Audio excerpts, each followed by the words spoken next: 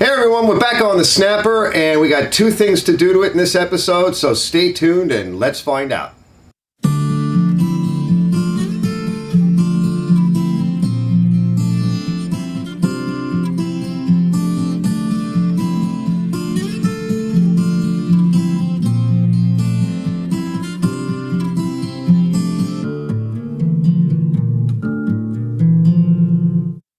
Hey everyone, welcome back.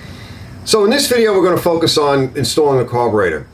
This video is for those people that just pretty much need a carburetor and they went to, let's say, Amazon and they bought what they think is a direct replacement. But if you're searching Amazon and you're not buying it from like a real reputable parts supplier, one of these guys that actually is a repair shop or a parts supplier that's absolutely dedicated to getting you direct replacement original equipment carburetors. That's really important. That I'm just going to say that again. Direct replacement original equipment, OEM, right? Those are very different than buying a carburetor on Amazon and it says direct fit. Okay, it's not OEM, it's not original equipment. And if you look closely, you'll see that maybe your model number of your engine, this is a 10 horsepower Briggs, it's a big overgrown lawnmower engine. Your engine's model number is in somewhere in that field of other model numbers that this carburetor fits. So you bolt it on and it doesn't run right.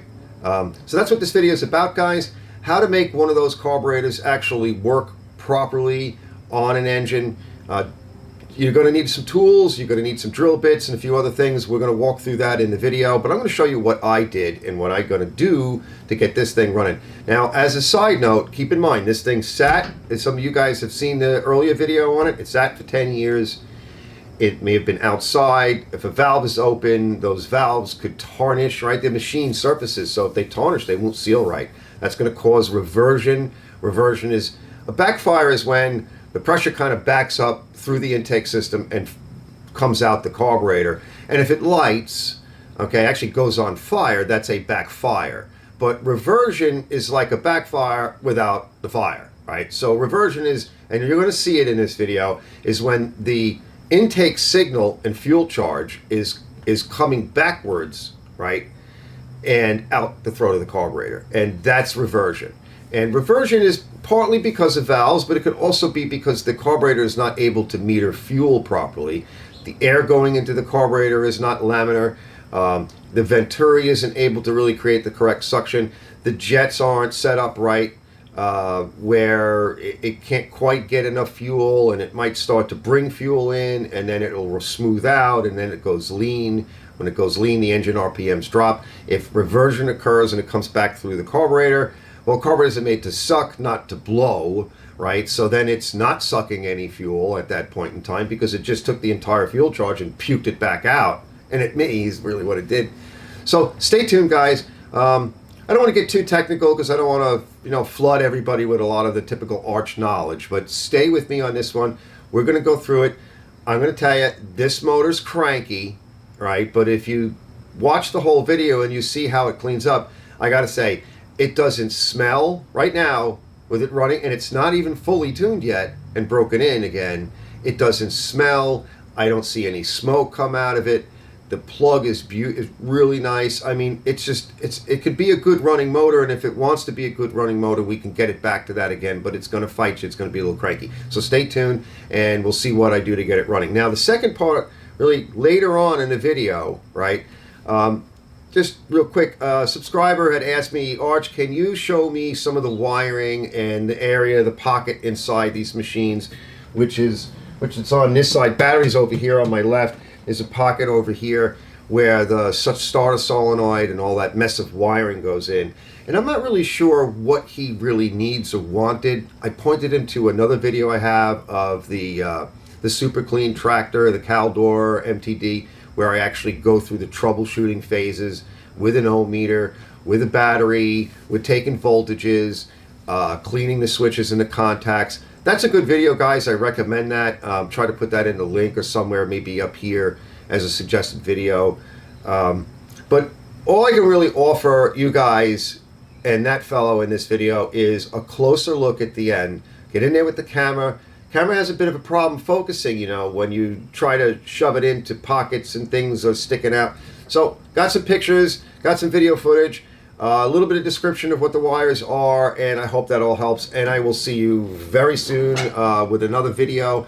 In the meantime, stay tuned and let's watch this one. One eternity later. It's identical. Yeah, everything seems to line up. Let's get this on. I'm gonna put it in. Where's it? These? Try this way. Need the spring to later. Is it a different bushing?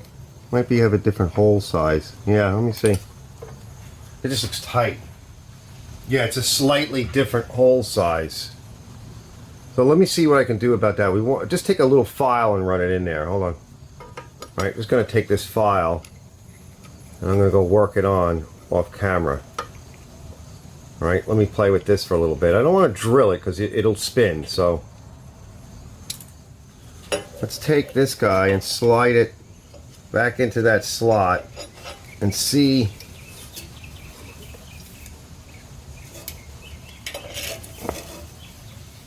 We got it. Now we got to get that spring, which is getting hung up on something. Well, it seems like it's okay. Let's get the gasket on.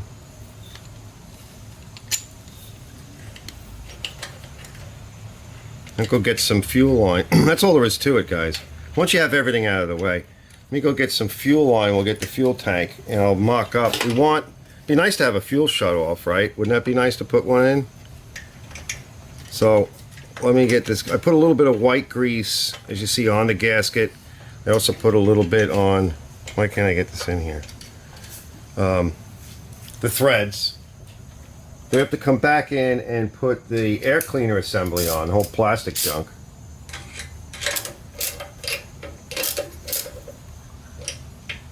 But we want to be able to run it, and if we have to tune it, we can.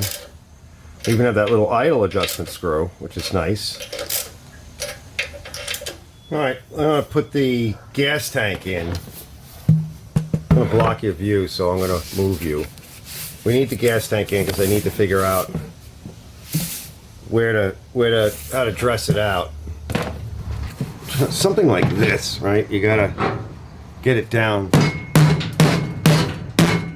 far enough, yeah, and then just kick it over a little bit. It fits into those slots. We want to kick it over? No, you know what? I'm not going to kick it over yet because I want to take it out.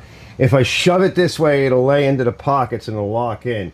But we're going to leave it off kilter a little bit so I can figure out how I want to lay this out. So we got a nipple here. All right, so we got this guy. So I'd like to use a clear one because that way you can see if there's fuel in it, right? You don't have to take the cap off. All right, got the fuel filter back there, out of the way. There's nothing seems to be in the way here. So let's try this. Nice fuel line here. Alright, so now I shut it off and let it flow. Let it flow! And then this extra piece here, I'm working from some pieces. We could try to leave this full length and just see, yeah, let's leave that full length and see what it does. I mean, this is higher, so it should flow in. Alright, we're gonna put oil in it. Don't forget, you guys gotta remind me. I can't do it all. What do you think? Right, and then turn it on and off. This is off, that's on. Okay? I want to clean some of these terminals. So I want to get my tool out for that. I'm just going to start off by going around and using my whiz wheel, hitting all the, the contacts. Look at that, that's beautiful. That's beauteous. I got all the terminals cleaned up and I put a little bit of no-sees on that one. And so you want to do the positive first and it slides in. Okay, because that way you don't have to worry about touching any grounds or anything. So let me do that. I'm going to slide it in and then the negative swings around.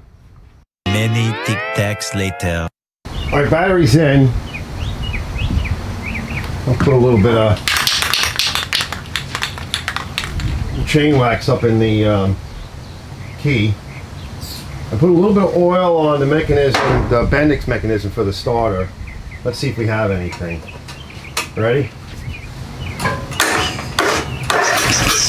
Okay. All right, good. Now we need oil. We need gas. I'm gonna pull the plug and clean it and check it. So let me get to that, and then we'll let it down a little bit. Then we'll fire it. This clutch brake is definitely sticky as hell. So yeah, we got issues there.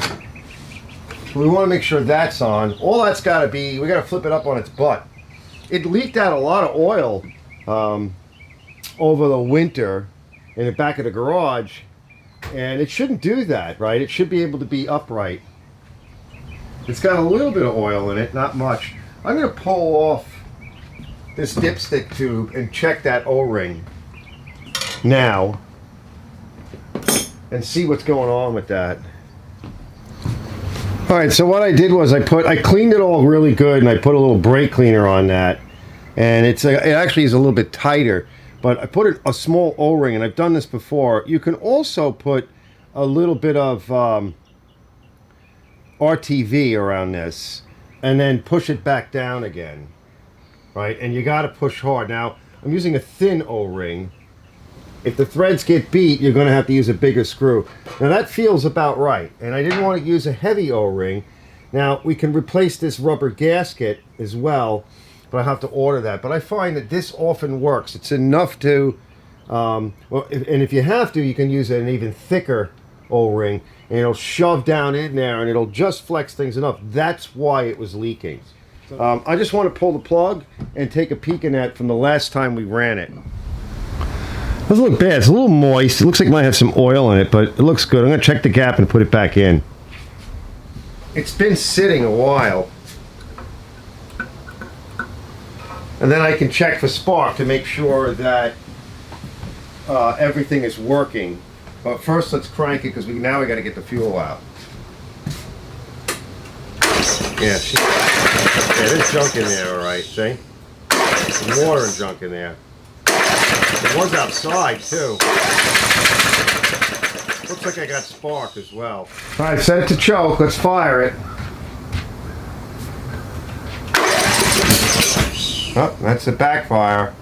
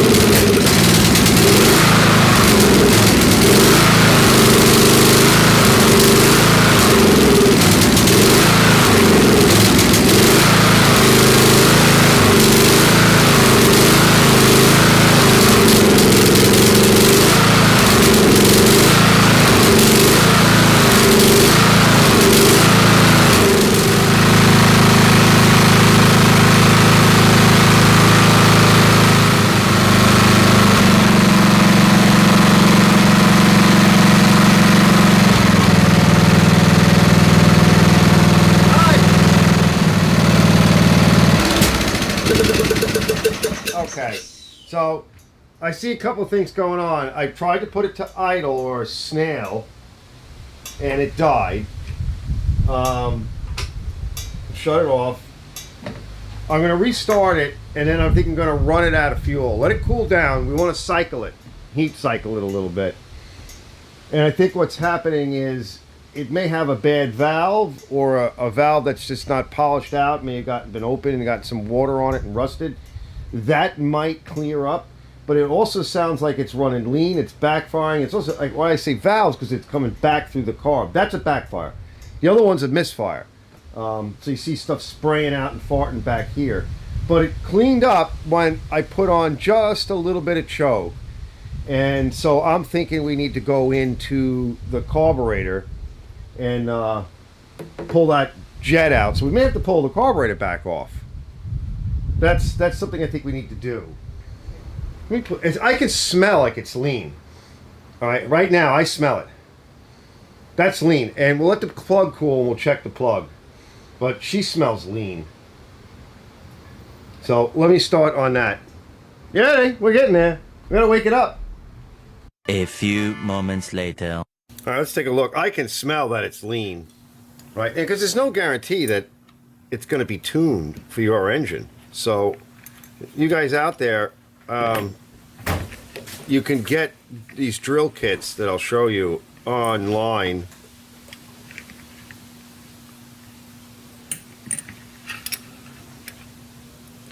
Now I think I remember that we couldn't get the jet out, right? I don't know, I go through so many machines. Okay, so now unfortunately, right, we're going to have to take a big guess. So let me get the plug. Now, I haven't been running long enough, but it's close to being correct. But again, I didn't make it super clean, right? So if I clean this again, which is all I'm going to do before I put it in, we'll get a better look. But I say guess because I can smell it's lean, so something's going on with the fuel delivery.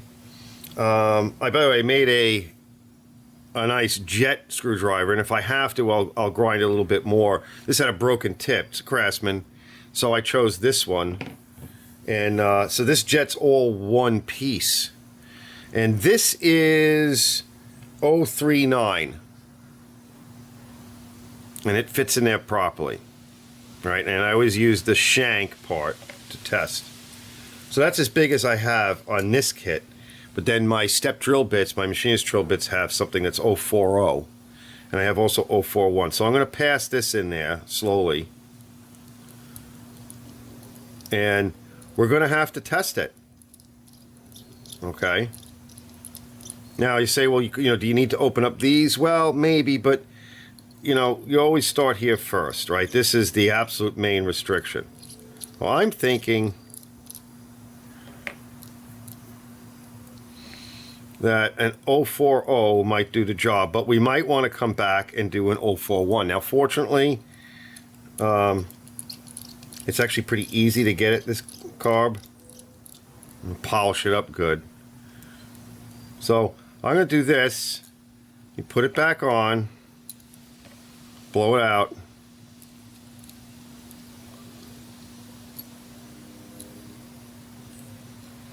And but you know, tomorrow is another day, so I'm just going to do a quick test tonight.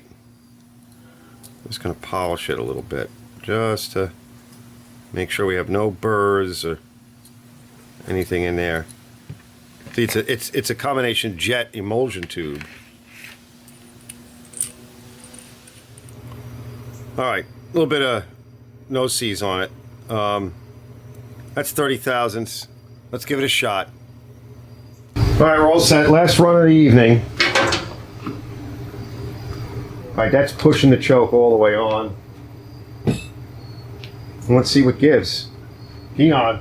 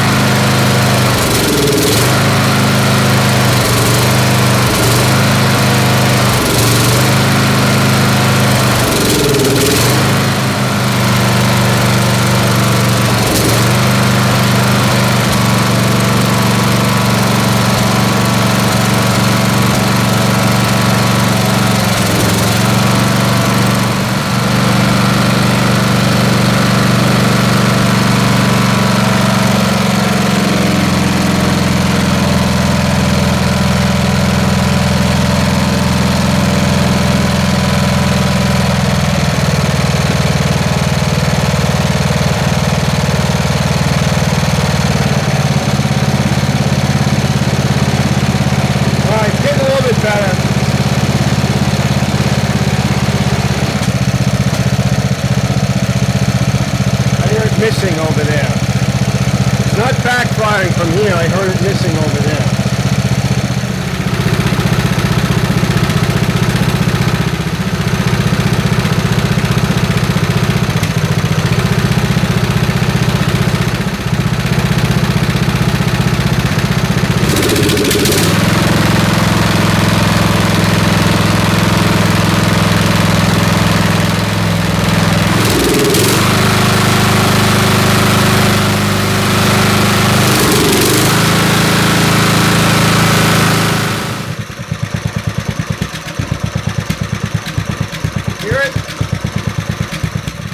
got some tuning to do. It's got to run longer. It's getting too late now, though.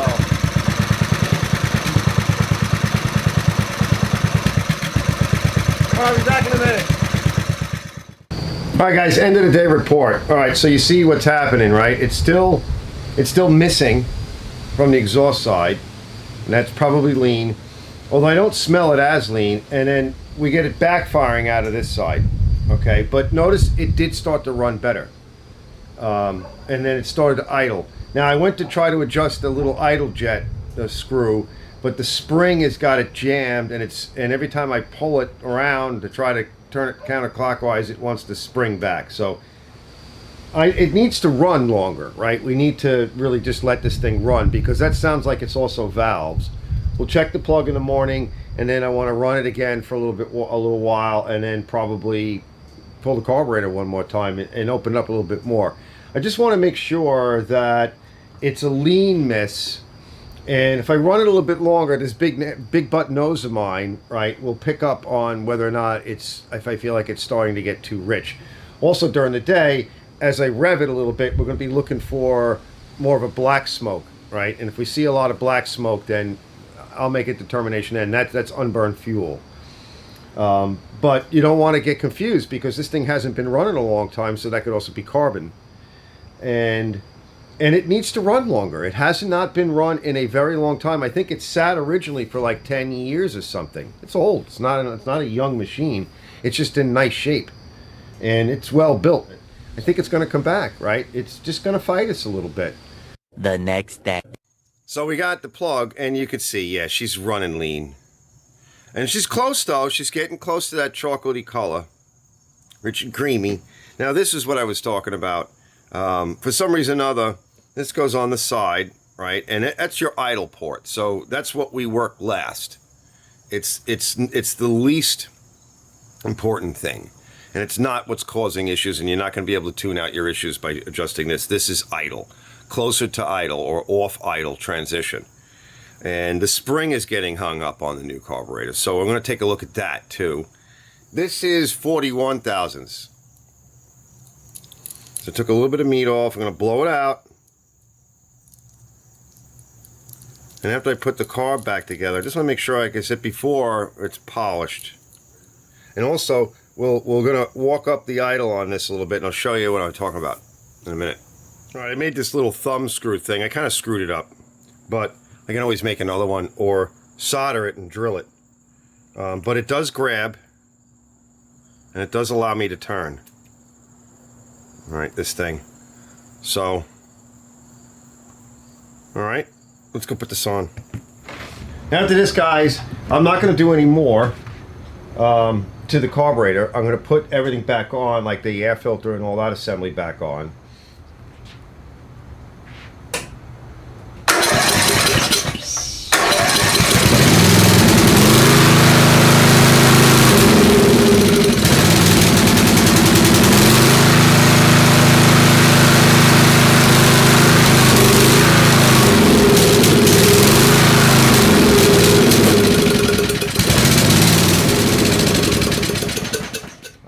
We want to check to make sure we have some gas in it, so I'm going to climb back up there, and or actually we'll let it down, and we'll check how much gas is in it. It might be a little bit low on gas.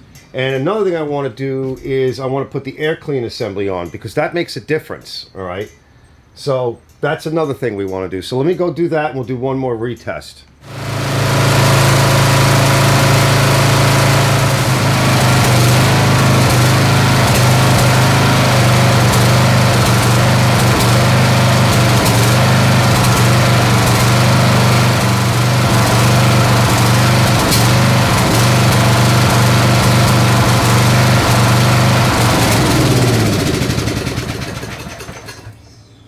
Whatever I did, it stalled, but still having fuel issues.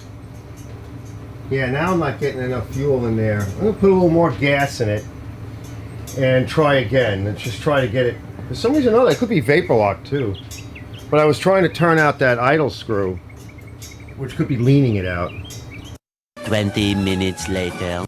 Alright, so I got a mixture of good fresh fuel, put a little bit of Lucas Top Fuel, a little bit of two-stroke and a little bit of stable, because this could sit in here for a while. So I'm going to pour, because I just put one of these in already, but it is a big tank. All right, so we know we have fuel flow. Let's try again.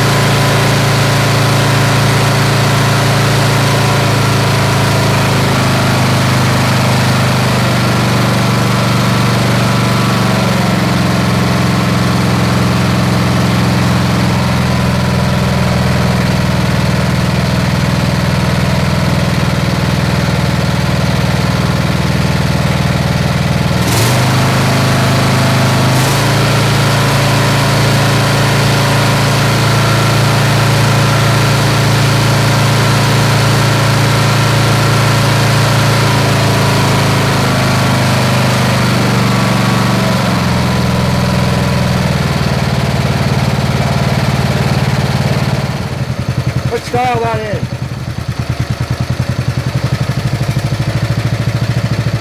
There we go.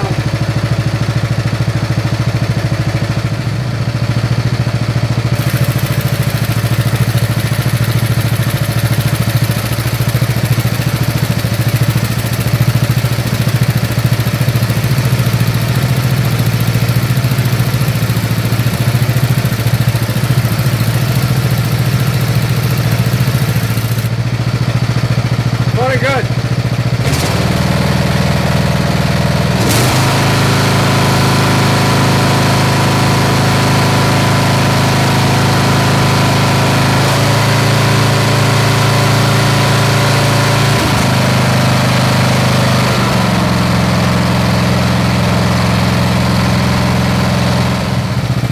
Let me let it run for a little bit. We'll come back in a minute.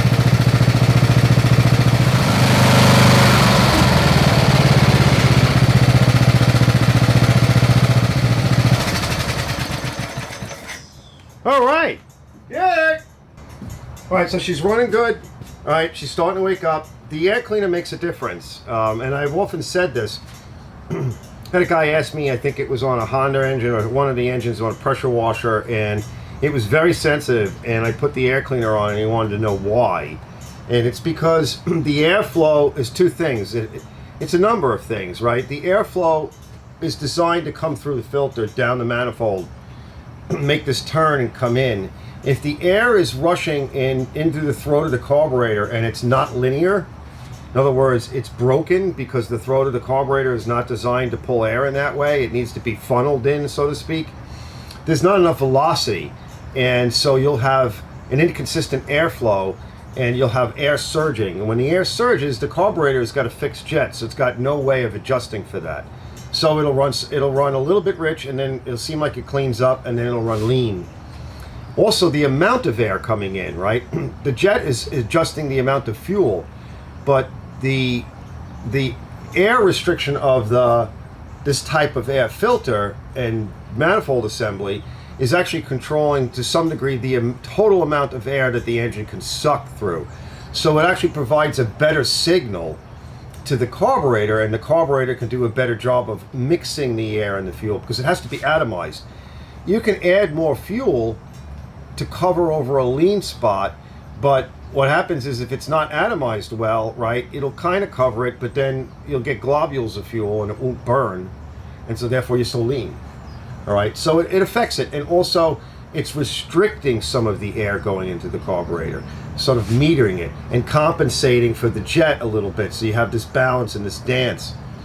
Now that doesn't mean that we've absolutely nailed it, but I'm not comfortable with drilling it yet because we still have the issue of it's a motor that hasn't been run in a long time, so it still needs to wake up, and valves and cylinders need to polish up. And that's why I added some additional product into the gas, right?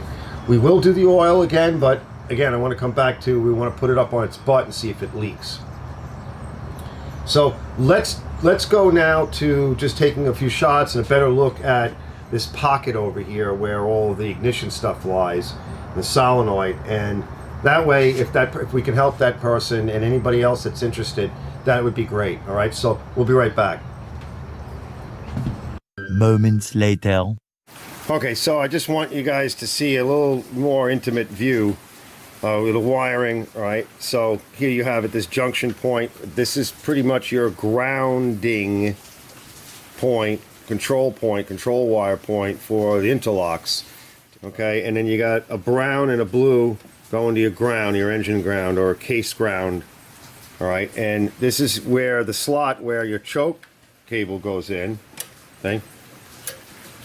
All right, and you can, the only adjustment to make here is for full travel. Whoop, just had a power blackout. That's a storm. So you can slide this forward and back. Okay. So you want to make sure that you're coming all the way back. Oh, Mr. Dog's getting upset. Okay. All right, so here on the other side, all right, you can see how the linkage arrangement is. It's this hole in here, okay, where the spring goes. Eventually. Okay, everyone, thanks for watching. We're going to end it here. It's getting a little bit long, this episode, so that's where we're going to end it. But I think it's a relative success, right? It's working better. It's actually running. I can start it up. I can do what I got to do, and we can move it forward. So I'm going to include best shots I can get right now of the mess in there, and if the guy wants some more shots, I can definitely do it again in the next video. The next video will be hopefully soon. Right? Thanks for watching, guys, and I'll see you on the next one. Be positive. I want you to get a look in there. I don't know if it'll focus, so we're going to make a few changes. We'll let it hold. Okay. And the output is that black wire, but that's not ground. That's going over to the starter motor on that solenoid, that big one. You get your blue control wire on the left, and you have your white wire and your red wire connected to your B positive. See?